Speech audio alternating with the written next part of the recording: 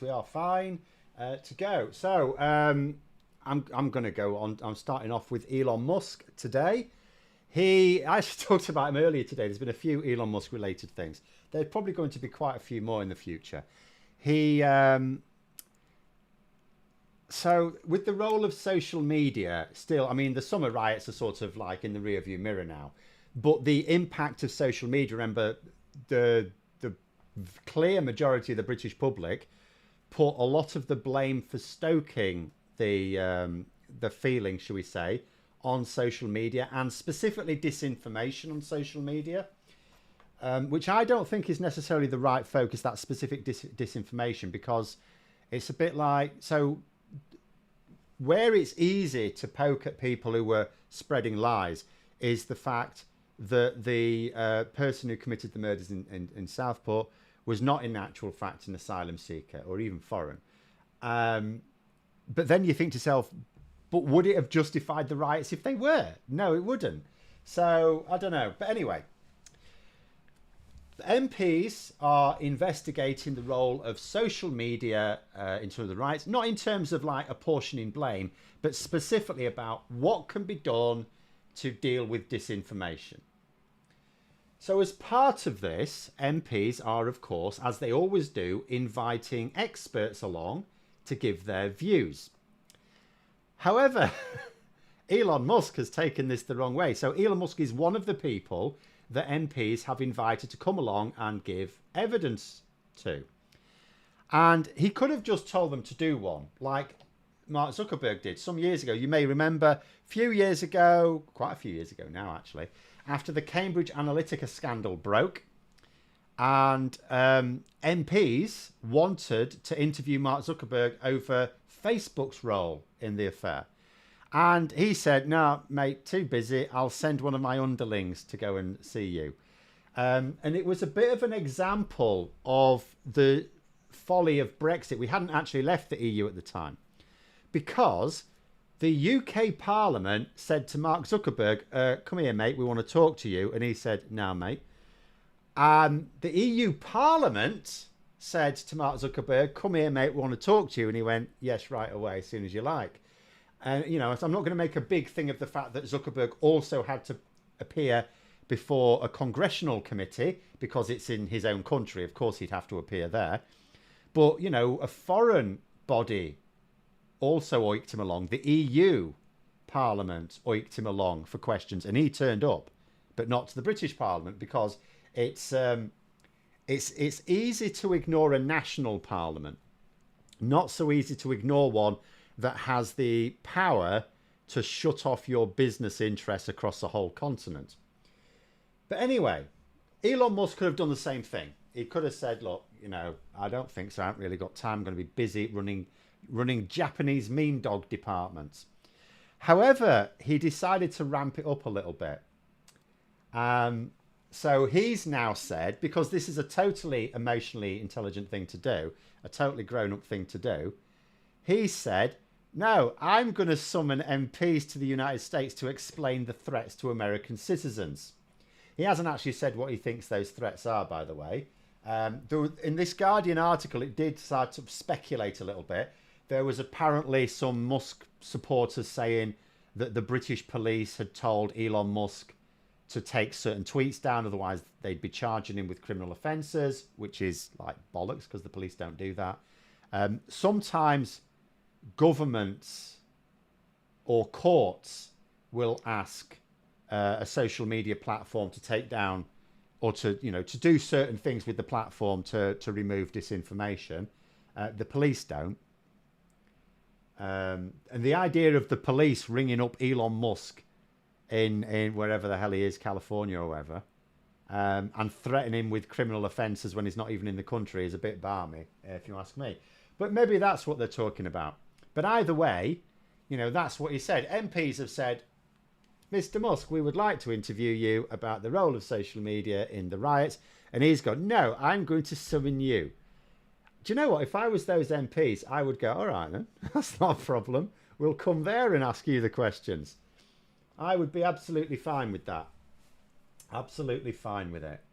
But anyway, absolutely. And another thing that's cropped up I mean, this is what really should worry Americans. You know, the emotional intelligence of this man. So here's what he said, and this actually relates to something else that I've a few comments I've had on the videos. So Elon Musk tweeted this a few days ago. He says, accounts calling me fat Elonia, the first lady, saying I can't jump, or pointing out my hair plugs and jawline gender affirming surgery will be suspended without warning. Now there's a couple of things about this. First of all, I mean, isn't this a warning? So it's like, I mean, not everyone sees Elon Musk's post, but he does make sure they get amplified quite a lot. So I think this probably classifies as a warning. But also, I want to point something out here, because some people on my videos have said, stop calling him Space Karen, it's childish. To which I've generally gone, no. He has no objection to Space Karen. He has no objection to it. So I'm in the clear. That was his opportunity to list all the names he doesn't want to be called, right?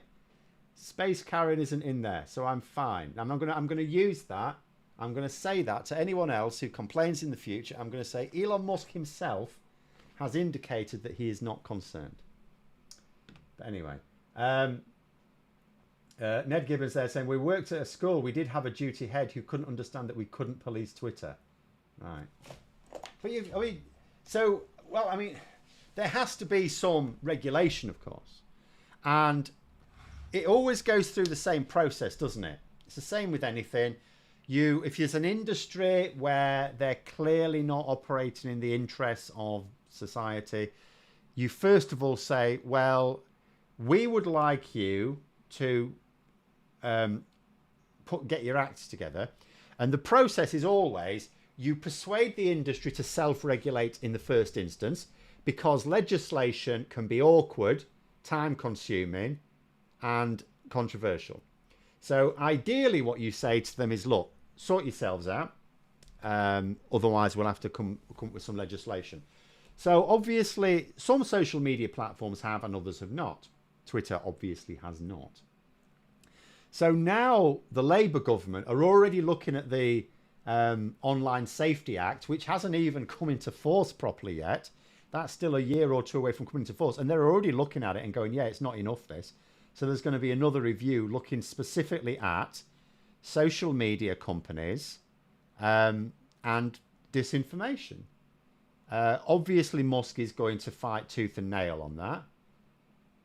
So, you know, it looks like some legislation is probably going to have to come along, which is probably quite awkward, because we've now got this really awkward position where at the moment, the UK government obviously is trying to get on with the incoming American government, which is not going to be easy, because we'd rather they didn't apply these tariffs.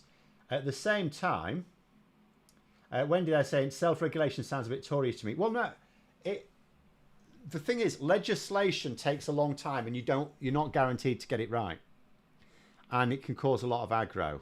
So, in actual fact, no, it always does make sense to allow an industry to self-regulate first. It's just that if you agree with the industry what they're going to do, and then if they don't do it, then you do have to follow up with legislation, because, you know, there's only so much parliamentary time. If you try and identify everything that's wrong in the country and then say you're going to legislate against it all, you won't have time. So as far as possible, it's a case of persuading people just to, you know, be excellent to one another. It's just that in a lot of cases, in some cases they do. In some cases, it's like, look, we're going to legislate if you don't do this, so why don't you just behave yourselves anyway? And then they will. But there are often times when they don't, and that's when you have to follow up. But that's what you have to. But you do have to follow up. You can't just say, right, we'll give you a chance to self-regulate, and if it don't work, we're coming in with legislation. Because then if they don't, like the media, the press, as in not just specifically the press media, self-regulate, clearly doesn't work. So we should be following up with legislation. And they're saying Space Karen's an apt nickname for him. Also, I hope Space Karen does a runner from the internet. He's not going to get his act together. He has his act together. Yeah. So, I mean, the thing about Elon Musk, it is quite an interesting one, because there's people saying that because basically Elon Musk has decided to pick a personal fight with Keir Starmer and the Labour government. Now, it is a tricky one because on the one hand, people are saying, you know, we're going to have, and even, you know, Peter Kyle, who I think is the relevant minister when it comes to dealing with this, I think it's technology minister, has said that, you know, yeah, they need to find common ground with Musk. But on the other hand, Musk is, because he's so thin-skinned, you know, Exhibit A, and he has this huge ego, and now he thinks he's in this super powerful position. If we do anything which sounds like appeasement, even if it's just intended to be diplomatic, he will take it that Starmer's his bitch now, and he will just ramp it up and up and up. I think we might be better because to realise that Elon Musk is not the president. Trump is the president. Trump is a much bigger issue. Elon Musk is not. There's a good chance that Elon Musk will piss Trump off in the first year or two. So, although you don't want to sort of ramp up a war of words with Musk, I mean, we don't want Keir Starmer being asked, you know, what do you think about the latest bollocks that Elon Musk has been saying, and him for him to turn around as well. It's a load of bollocks, isn't it? He's talking shit, he's got no brains, and he's got no willy. We don't really need the Prime Minister doing that. So, but, you know, you just carry on ignoring it. But it is entirely possible that in a year or two, Trump's pissed off with Musk. I might even, if I was Starmer meeting with Trump privately, just point it out. I would just say, this Elon Musk fella of yours is a bit of a loser, isn't he? Just keep undermining him. Bit of a loser, isn't he? Just keep saying that and get Trump to believe it. Because at some point he will. Because whatever Elon Musk is trying to do, it's going to fail. Either he will fail to do what he set out to do. In fact, shall we have a look? I did a video on it today, but just as a quick look. Are the Labour front bench still active on Twitter? As far as I know, yes.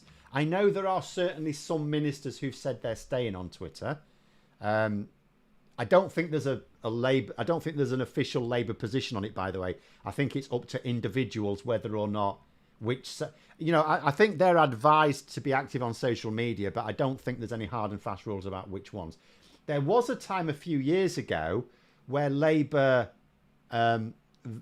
sort of boycotted Facebook for a little bit. But I don't think there's any official party line on social media outlets at the moment.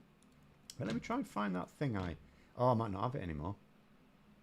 I've just thought I've probably wiped over it for something else. I have. Damn, never mind. And they're saying, all right, Trump is a much bigger issue. I agree, but isn't this kind of stupid evil versus calculating evil thing? If you agree that Musk seems more than the latter. No, I don't think he's more the latter. I think Musk's an idiot. I still remember one of the best tweets I've ever seen where Elon Musk tweets out, believe what you see, not what you're told. And someone replied to him that he's been told that Elon Musk is a genius, but all he ever sees is him acting like a moron. But he's not. He's not. I mean, obviously, he's not. I think the way I would describe it is he's very childish. He's not emotionally intelligent. You know, that comes across in. I mean, the fact that they have this thing, this Department of Government Efficiency. Now, it could have been called all sorts of things. They've done that. And the fact that they're calling it Doge as well. They're doing that deliberately. He thinks he's been hilarious. Elon Musk is like a 13-year-old thinking he's clever in class. That is what he's like. It just so happens he's also the richest person in the world and has a lot of companies that are incredibly important. You know, Twitter, SpaceLink, SpaceX, Tesla. And the Tesla one is really weird, isn't it? Really weird because the sort of people that are likely to buy, like you would think the typical buyer of a Tesla is the sort of person he's taking the piss out of all the time. But anyway. When Musk goes bust, can we all laugh? Well, he might have done if Trump didn't win. It's a bit more up in the air now. I mean, there's still a possibility that Musk does something to piss Trump off. Trump drops him. And then because Trump is really vengeful, decides to not only not look after Musk's business interests, but actually maybe go after him. So there is a possibility that Elon Musk is eaten by the monster he's feeding. But there is also the possibility that actually Elon Musk does become incredibly rich out of it, because all Musk has to do really is just keep sucking up to Trump. And even if he fails, because he's loyal to Trump, Trump will he might sack him, but he'll still sort of back him. So all Musk has to do to make sure he's fine financially is keep backing Trump. What if Trump pisses off Musk? Again, this depends, doesn't it? Is Musk clever enough to just suck it up? Because the last thing he needs is for, to piss Trump off. Or does his ego get the better of him? I mean, that is the age-old question. If Musk goes bust, will the Onion buy Twitter? Won't be worth anything. It's not worth anywhere near as much as it was before. I'm going to keep putting this back up, actually, to remind us who we're talking about. Filming this, and as a digital officer for a local Lib Dem party group, we created a Blue Sky account. Party HQ have left it to the discretion to the local party.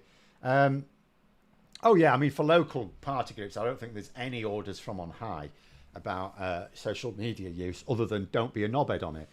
I think that's the only rules that come from on high for any political party. Don't post stuff that's going to get the party into trouble. But I don't think they really care where you post it. Probably not 4chan. But yeah, I mean, the way it's now clearly emerging is Blue Sky is...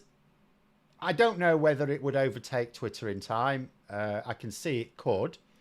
But at the moment, what you've got is progressives are absolutely leaving Twitter to go to Blue Sky. The right wing don't really like Blue Sky because their sort of hate speech doesn't have a comfortable home there. So they're staying on Twitter where they've got free reign and lots of amplification of their stuff. So really what will determine it is where, like, the normal people who are just looking for, like, videos of cats, right? Where are they? Are they going to realise that Twitter is a bit of a mess and go to Blue Sky, or will they stay on Twitter because at the end of the day, because they're only interested in looking at pictures of cats, they ignore the rest of it? I don't know. But there we go. Daniel, they're saying, keep hearing you and other commentators saying we need media reform. However, Labour won't even whisper this. Oh, no, they have. Starmer's government will come across as spineless, even though reform could be better. Oh, no, they're more than whispering about it. Don't you worry. So let's look at the three types of media. The only one that Labour have not really said anything is broadcast media. But it is nonetheless possible. The cabinet minister in charge, Lisa Nandy, has in the past talked about reforms needed for the BBC. Now, so I will wait and see on that one. However, in terms of press reform and reform of social media, no, Labour have absolutely, and it is whispering, but they have been whispering. So before the election, for example, Labour were they've sort of danced it hokey-cokeyed on Leveson 2, but they, even as early as this year, as recently as this year, they were talking it up again. Before the election, Keir Starmer met with the editor of The Times, who, in return for, coming out for Labour, said, can we be assured there's not going to be any press reforms? And Starmer would not give him that assurance. Now, that is not the same thing as, oh yeah, Starmer's definitely going to introduce some sort of press reforms. But he's given himself the room to do so without having have lied. So there we go. You say, Phil, Starmer has agreed not to implement Leveson 2. No, he didn't. And no, he absolutely has not. I don't know where you're getting this nonsense from. Starmer has met Murdoch once or twice, and there was no assurance given at all. In fact, the reason the Times would not back Labour, they just didn't back anyone in the end, was because Starmer specifically refused to rule it out. So Starmer refused to rule it out, knowing full well that, because remember, even though we didn't really expect a tight election, Starmer was not really taking too many chances, even though he did take a few silly ones. But he didn't do that deliberately.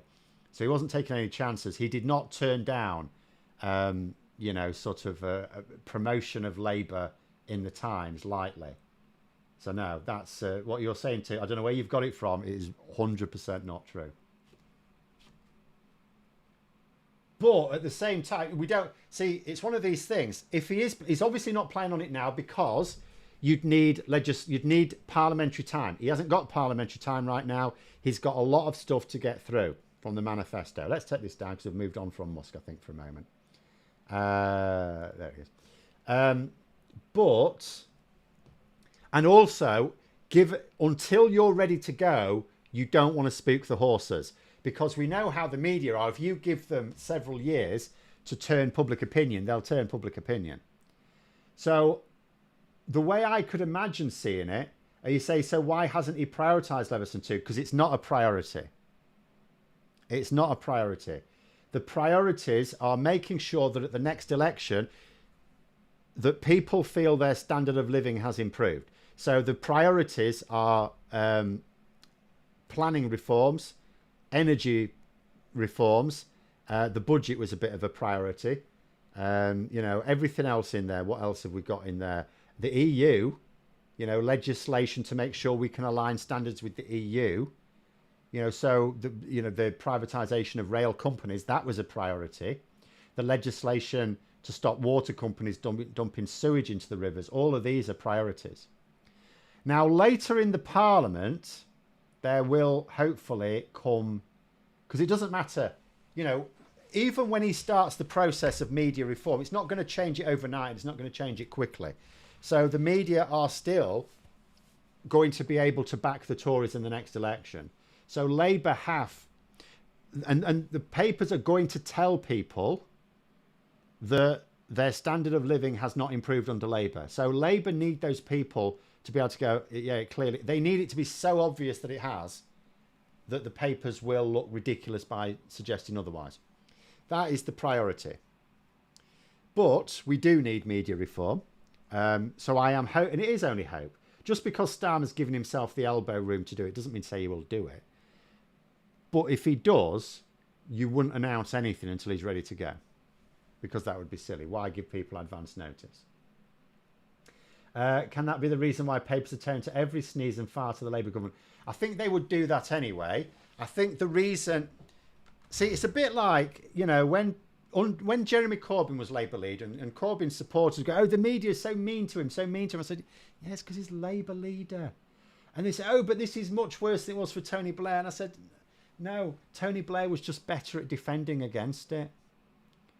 That's why. Jeremy Corbyn made no attempt to defend himself. He would just take the high ground, he would think. But taking the high ground, that's not where people are. People are down there. So it didn't work because he didn't defend himself against it. It's sort of the same with Starmer. It's not that Starmer's not defending himself against it. It's just not very good.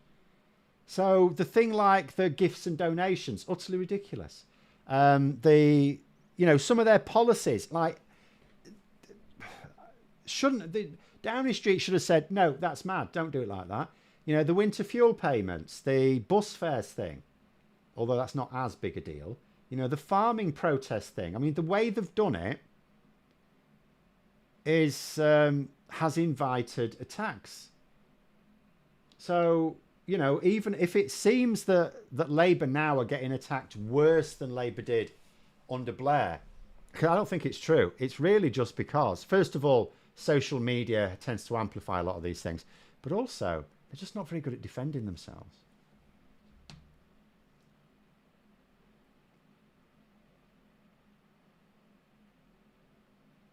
Did the Sun back Labour by the end? In the most mean-spirited way they could. The thing about the Sun is it will always wants to back the winner. So what the Sun did, and you decide for yourself. So they, on their front page, on the day it was like, oh, this is where we're going to give our recommendation, they had a picture of a football pitch And they said it's time for a new manager, and we don't mean Gareth Southgate. That was it. Now you can take that as like, yeah, but that was the most grudging coming out for Labour, and that was literally only so they didn't look, because they have this thing about not being out of tune with the public. So if they say vote Conservative and they end up voting Labour, then it's like they're out of tune. So they have this pathological need to back the winner. It's a bit like, back in 1997, and Tony Blair was, of course, very much in the pocket of Rupert Murdoch. I think that is a fair reflection. But even then, the Sun still attacked Labour, and people say, oh, but what about, they endorsed Labour before the 97 election? It's like, yeah, because they were going to win. But what happened after that? What happened after the election? It was back to Tony Blair being, the most, the evil, actually evil, common enemy number one, the most serious threat to the UK's security. Filmer is saying, do I think Starmer resetting dialogue with China will prove useful in mitigating the impact from Trump-Musk fallout? Any thoughts? So, my thoughts, again, whilst emphasising I am not an expert, is this. There are three major economic blocks in the world. There's the United States, which is the big daddy of them all. There's China, which is the second little daddy. And then there's the EU. India are sort of emerging, right? India in the future. At the moment, you've got the United States, the EU, and China. Now, obviously the UK is trying to limit the damage. There's going to be damage from the Trump presidency. They're trying to limit it. But at the same time, they're not going to just do whatever he wants. They've made it clear they're going to prioritize. If he asks them to cut off ties with the EU, we're going to say no. We've made that clear, that we're prioritizing EU relationships. In fact, the news today is that the government are hiring a lead EU negotiator to act as Keir Starmer's representative with talks with the EU, with an eye on the TCA talks coming up. And the salary offered is a good one as well. So they will be able to get someone decent. I think it's reported to be from 153,000 to 200,000 pounds a year. So they're willing to spend to get someone good. They're not getting David Frost back. But just a little side. So Matthew said the problem with Corbyn was his dodgy foreign policy views. His domestic policy was popular. Yes, but his public image was not popular because he did not defend himself. I will grant you his foreign exploits would have made it very, very difficult to defend. Like Keir Starmer, for example, he is actually squeaky clean. So there's no, they're not going to find anything on him. And they've tried for years. They've found nothing. There were things you could actually attack Corbyn with, which he would have struggled to defend himself. But yeah, you're right. A lot of the general domestic policies were popular, but he was not. He was not trusted to deliver them. And that was because of a failure to be able to defend himself in the papers. And my worry is that Labour under Starmer don't see, like, they're a little bit better in that they are trying, but they're trying doesn't count for very much at this level. It's really a bit crap. No one, if your football team gets humiliated 10-0, no one really goes, oh, well, some people do. But most people who paid their money do not go, oh, well, they tried. It's like, what the hell was that? Sorry, where was I? China. So we've got these three huge trade blocks. If America is completely going to do one, it's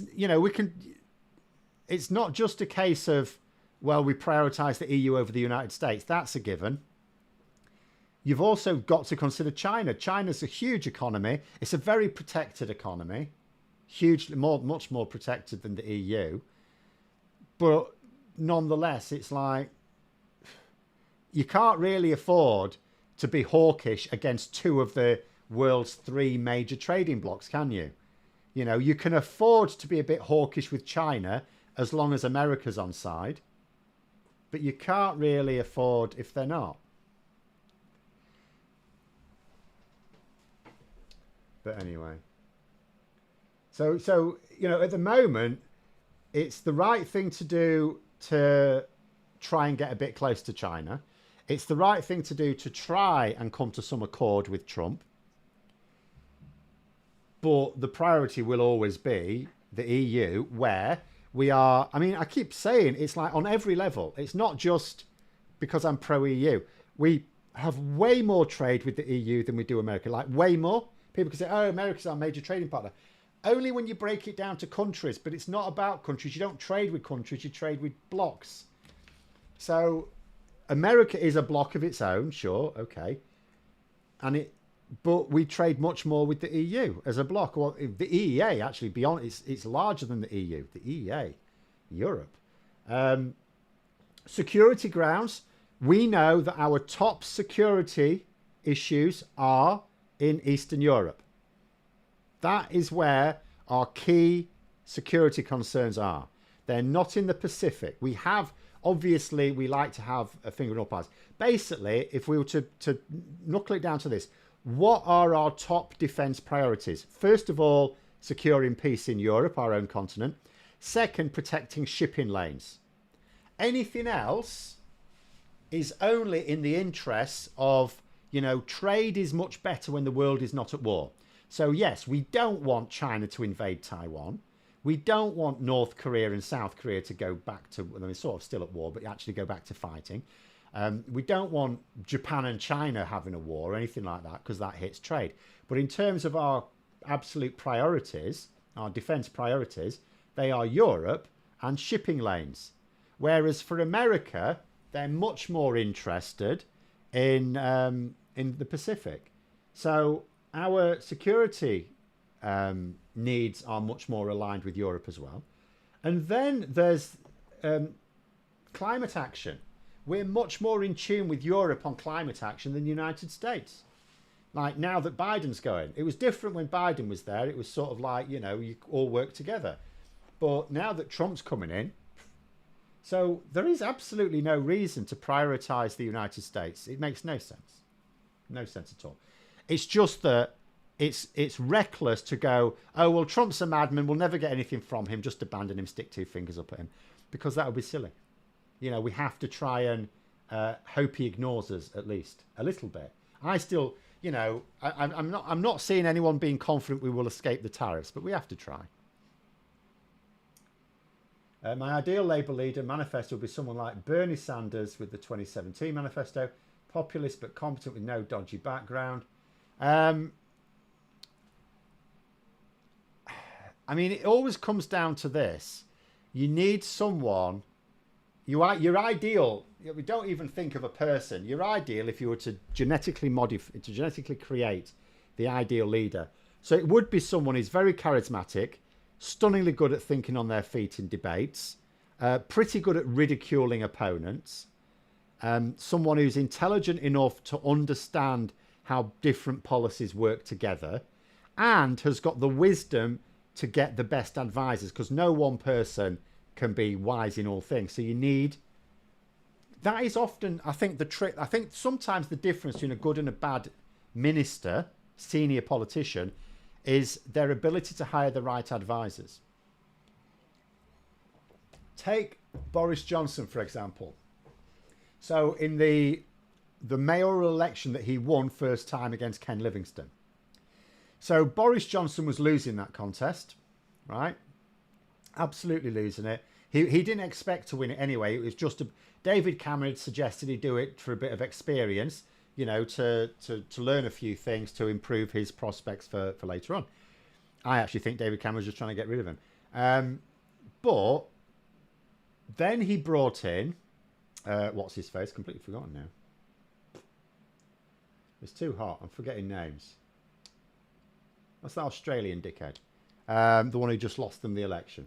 Anyway, brought him in, and he completely turned around Johnson's campaign.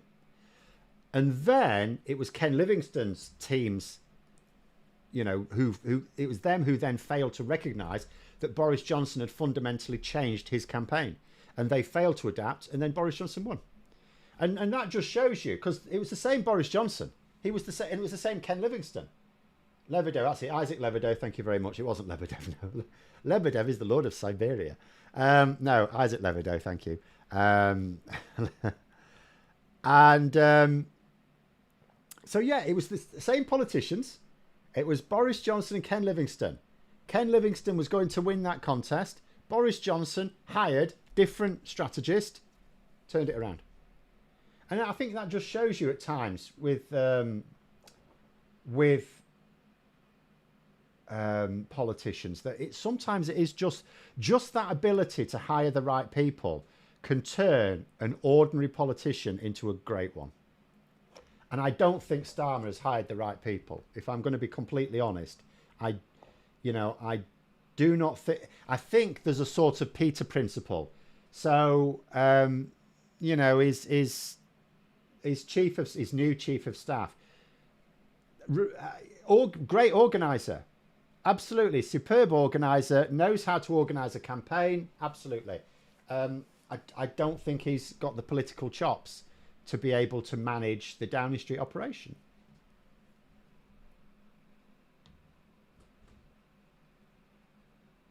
I think we need to have a public register of media influencers and personalities and where their income's from. I think that might be a soft way to start of media reforms. I don't know. No, I think you start at the top. You start with the big boys and work your way down. Because I don't see what that does. Because most of us that are just media influencers, I mean, I'm not an influencer, but we just mostly get our money from like a couple of ordinary sources. Be crowdfunding and like ad revenue. If you work in a newspaper, you are just basically being paid by that newspaper. Now, I am in favour of everyone's financial affairs being completely available to the public. I am a big supporter of that. I think you could start off small and start off by making that the case for everyone who owns a media organisation or has a controlling interest, and all politicians. So that certainly I would say all members of national parliaments at the very least. So I would say everyone should absolutely, in that position. But I would do it everyone. Hiding your financial interest never actually is beneficial to people who are straight and honest. And we sort of created this culture whereby we think it's an invasion of privacy for people to know our incomes. And it's like, you're only helping the rich because they're screwing you over by paying you £3,000 less than the person sat next to you at work who does the same job, but they were a bit better at negotiating pay. Think tanks need to be more transparent. Oh, yes. Think tanks need to be very much more transparent. In fact, actually, just in terms of transparency, I was going to do a video tomorrow. I may still, probably won't get many views, but I might do it anyway. There's been a bit of interesting news this week. Have you seen it? 2 bits of interesting news on shady financial dealings. So you had David Lammy, first of all, he has frozen assets of 3 what he calls kleptocrats. So he's now going for it. And do you know what I find really remarkable about the David Lammy thing is, so Labour have done quite a few things since they've come into office on a lot of areas, and campaigners for those areas have sort of gone, okay, this is a step in the right direction, but it's not nearly enough. So in terms of relationships with the EU, so rejoin communities going, okay, step in the right direction, not nearly enough. On poverty, okay, step in the right direction, not nearly enough. You name it, the NHS, you name it. Campaigners who campaign for that particular policy area are all sort of going, okay, better than the Tories, but still not good enough. Whereas anti-corruption campaign groups have actually been responding to what David Lammy's done this week and going, ooh, well, that's a bit good. I don't think I've seen that before, where campaigners are actually going, oh no, this is actually really good. Yeah, keep this coming. But there's another one as well, and I'm not sure what the upshot of this is. So we are basically the UK, if you include British overseas territories and Crown dependencies, Isle of Man, Cayman Islands, Jersey, that sort of thing. We are the money laundering capital of the world, right? In fact, this is according to the Conservative government just a few months ago. Earlier this year, the Conservative government estimated that 40% of all the dirty money in the world goes through London and British overseas territories and crown dependencies. Basically, 40%. So what both Conservatives and Labour are wanting to happen in terms of British overseas territories and crown dependencies. God, I wish there was just one word to say both of those together. Crown territories, except that's not real. Is open public registers. Don't allow these silly little shell companies, like Robert Jenrick, for example, received tens of thousands of pounds in donations for his leadership campaign from a shell company. Like, who was behind it? So what they're trying to say is they need open registers, publicly accessible open registers. And what they've tried to do, what these various overseas territories have tried to do, is say, no. What they should be is certain people should be allowed to look at them, but not everyone. So obviously neither the Tories nor Labour are really happy about this. So we will have to see what happens there. But the Foreign Office, again under David Lammy, have made it clear that they want these public open registers. But I don't know what they're going to do about it. So that'll be another interesting one. But, you know, in terms of anti-corruption stuff, it does look like, you know, Labour have made a good start there at least. But there should certainly be, yes, I think anything that can influence public opinion, the media, think tanks, yes, MPs, politicians, definitely. We should really have like a financial MOT for them. They should be subject to, we should know all of their financial affairs, not just the ones based in this country either. I'm not happy with MPs not being able to declare certain things. No, they should declare everything. It should be a matter of public knowledge. And if an MP thinks that is an invasion of their privacy, no one forced them to be an MP. They can go off and be a private citizen again.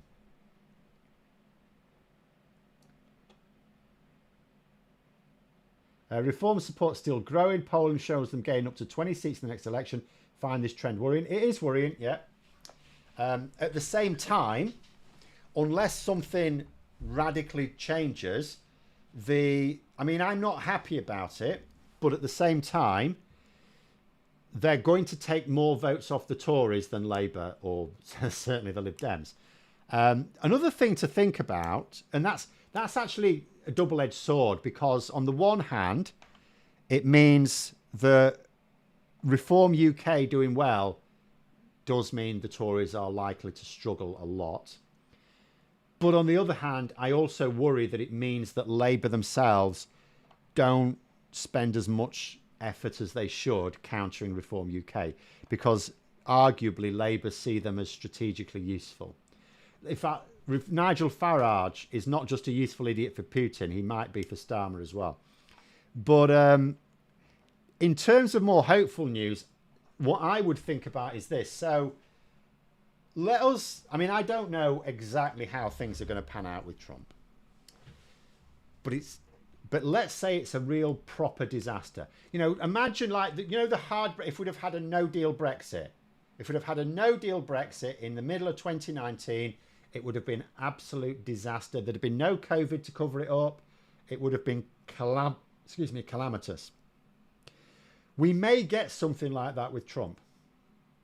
And then if people in this country see the damage that a loony populist causes, it might actually cause people in Europe, but including in Britain, to maybe reevaluate their support for Farage. So there are lots of things happening in the next few years, and I don't really know which way they will favour. But there are certainly things that could happen that could hit Nigel Farage's popularity. That being said, I mean, there's no point in finding sanctuary there, because you can see what's going to happen. Reform UK are going to win some council seats next year. Whatever they do, they will present as being like this huge surge of momentum, even if it's a fairly pathetic number of seats. But it might not be. Maybe they will win a decent number. But then the next year is what's worrying. They are almost certainly going to win a lot of seats in Wales, in the Welsh Senedd elections. They will also, even though Scotland are looking pretty cocky at the moment, they are also going to win seats in Holyrood as well. But yeah, it's so it is.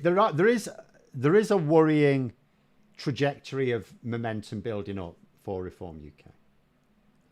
But again, I still say the best way to counter it is to make sure is for Labour to look like they are addressing the base concerns.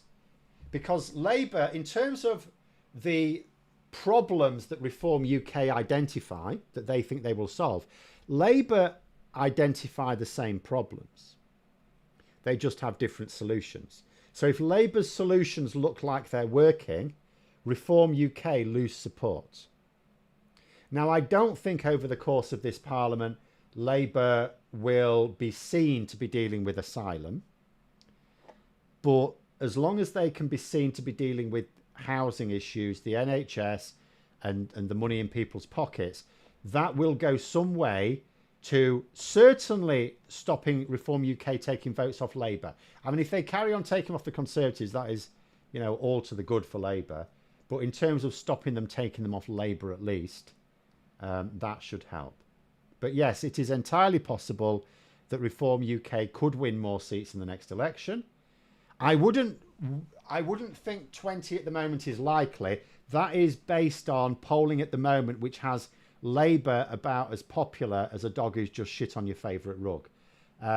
So, yeah, it's in a few years' time, hopefully that will look a bit different. We will see. And also, if Nigel Farage, because he's just going to keep jumping on every platform, like he's jumped on the farmers' platform.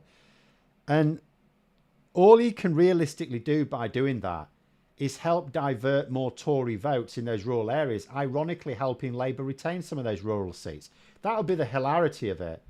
You know, Farage, by looking like he's on the side of the farmers, could actually help Labour. There's all sorts of mad things at play here. And the Lib Dems, of course, even if they don't, the Lib Dems could sneak through in the middle because Reform UK don't even really try to appeal to Lib Dem voters. But there it is. Reform UK's predecessor got a local council in Lincolnshire. They were so bad they would vote out the next election for incompetence. Oh yeah, I mean the same thing would happen if they ever got control, but the plan is not to get control. Reform UK are not after being in control of anything.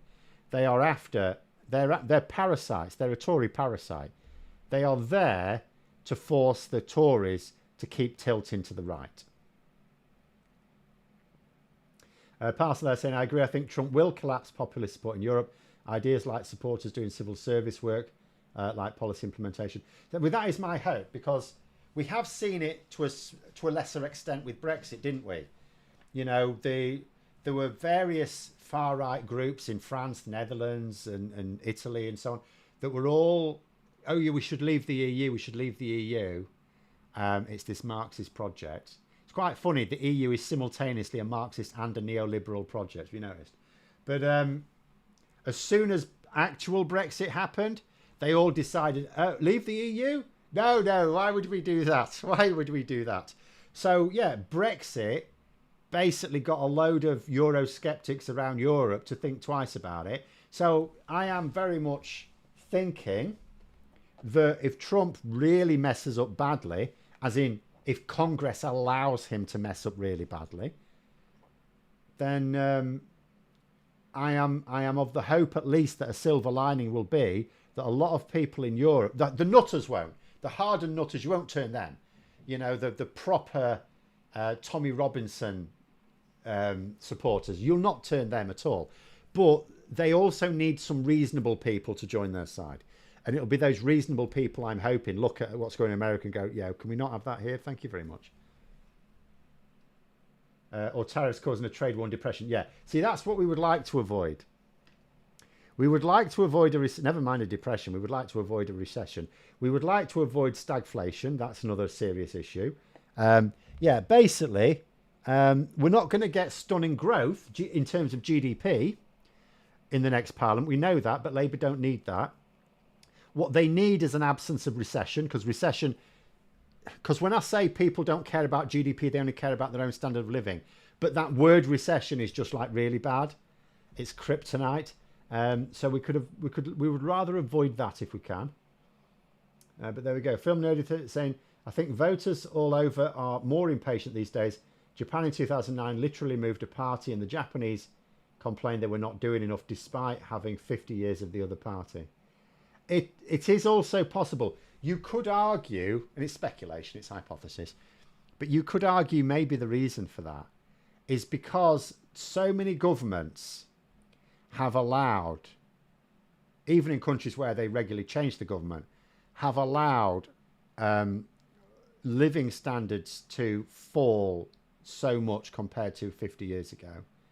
And people are now sick of it. In other words, the excesses, the billionaires have got too billionaire-y, and everyone is just sick of it. Because everything's just a bit too shit.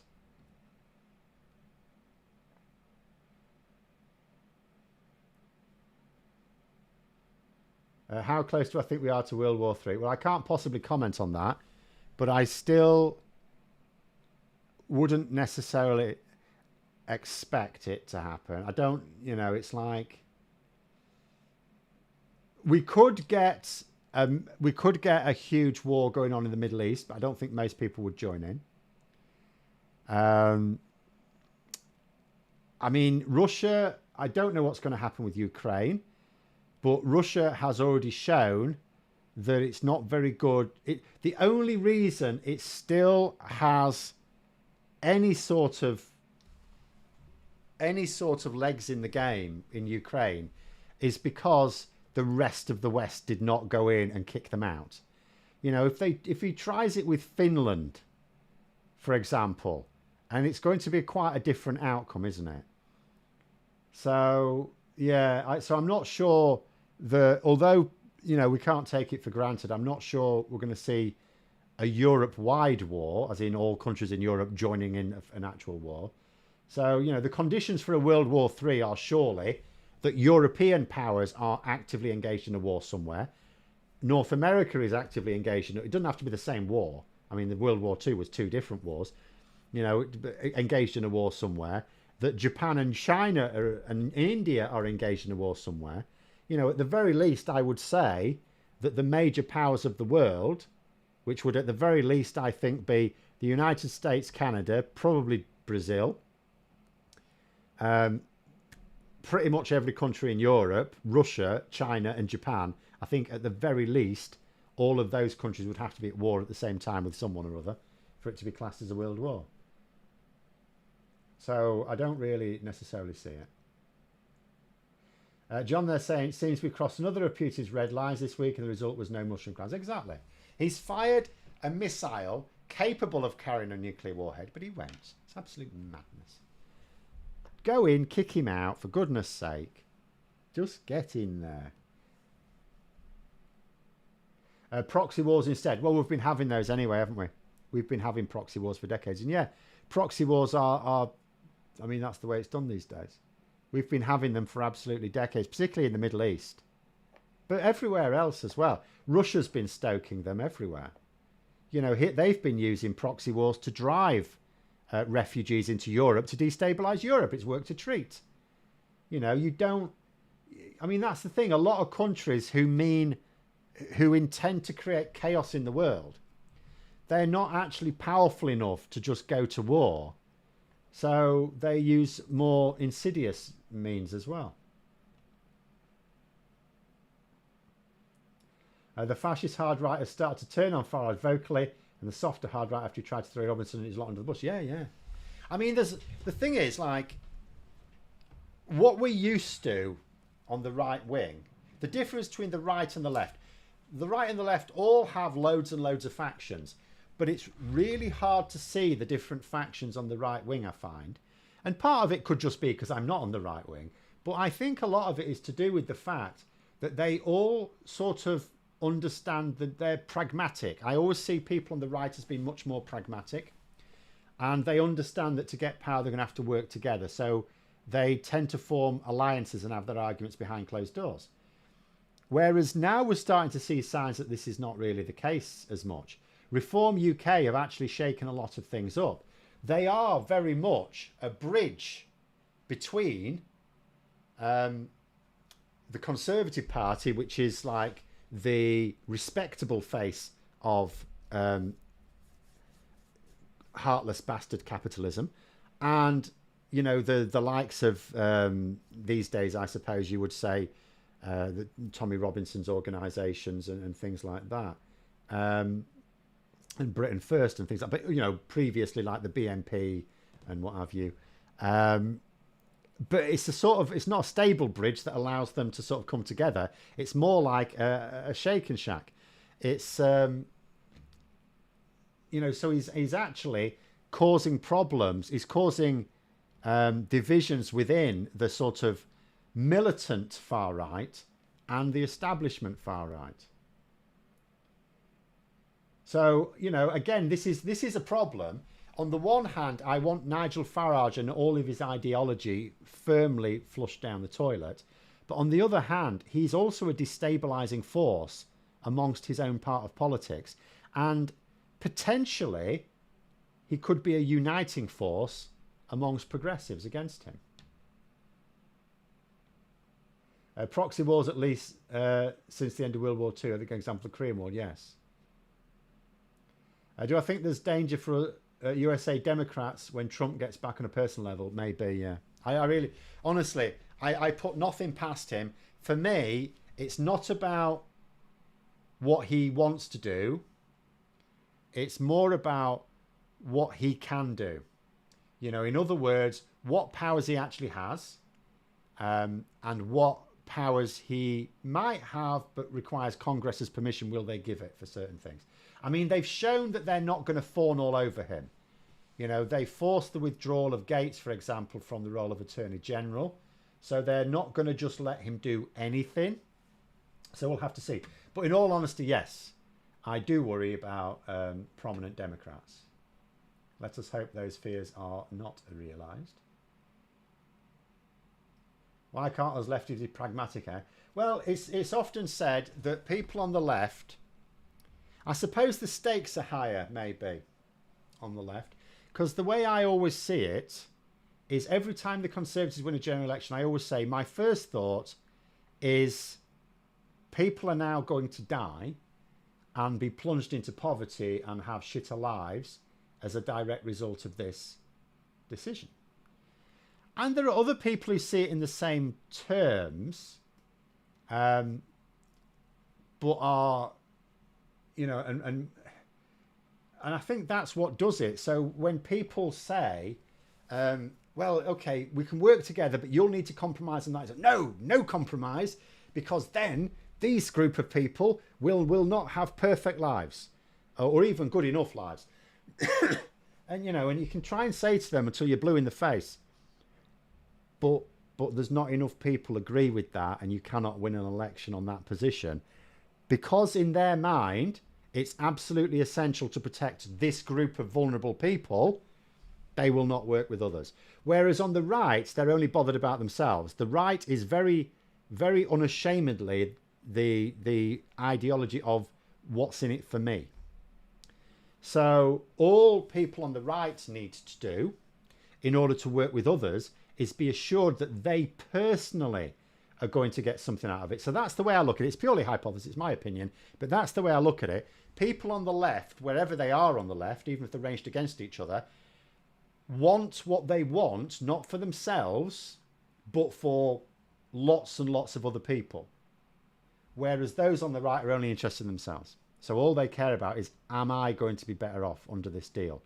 And I think it sometimes makes it easier for them to call a truce with one another.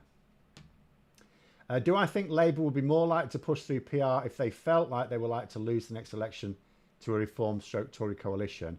Yes, but I don't think, and certainly hope, it would never come to that. Like I said, Reform, unless something fundamentally changes about the nature of Reform UK will always take away more Tory votes than Labour. So ironically, Reform UK, if you're going to talk about Labour's strategic interests, Reform UK make first past the post a more attractive prospect. So the people in Labour who favour first past the post, actually Reform UK give them a stronger argument.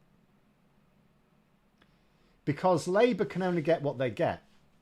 In this election, Labour got 35% of the vote. So if that had translated in PR, they'd have had just over a third of the seats. They'd have had to be working with the Lib Dems and the Greens, which is fine, but it's not as good as having a massive majority of your own. Whereas with first past the post, Reform UK, yeah, they help Labour.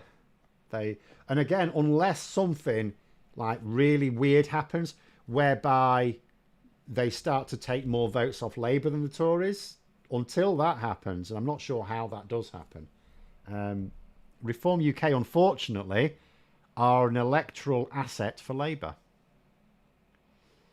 But there we go. Oh, we've run out of time. Thanks very much for coming, everyone. I'll just do this last one.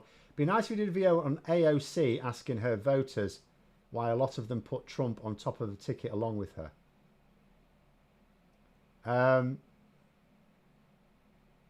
I'm not sure I'd be able to get such an interview. I struggle to get it. I've had, in 5 years of doing this channel, of all the people I've asked to interview, one has agreed, and that was quite recent. But there we go. We'll leave it there. Thanks very much for coming on, everyone. Have a great rest of evening. And until next time, I'll see you later.